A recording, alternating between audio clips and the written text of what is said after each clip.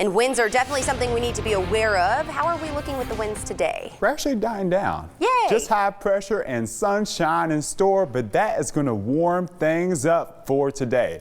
So as you can see on my radar, not a cloud in the sky for your Saturday. And guess what? Even for Sunday, no rain, no nothing on my radar. Beautiful, beautiful, beautiful. Even all the way until Monday, even Tuesday, just sunshine. But with all the high pressure, we're gonna warm things up. Whoops, it just backtracked. There it is.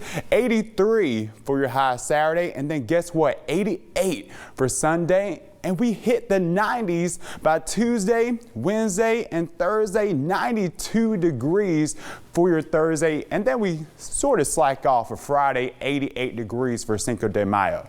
But for the Kern River Valley, a little bit cooler, but still warm into the 80s for next week, and the mountains into the 70s. One last day of some breezy conditions, but then the winds die out, and then into the 70s for the rest of the week, and sunshine in store. And then we do have moderate air quality with all this high pressure in store as well. If you have any questions, you can contact me on Facebook, Twitter, Instagram, Adam Bowles 23 ABC. So great, great, great weather.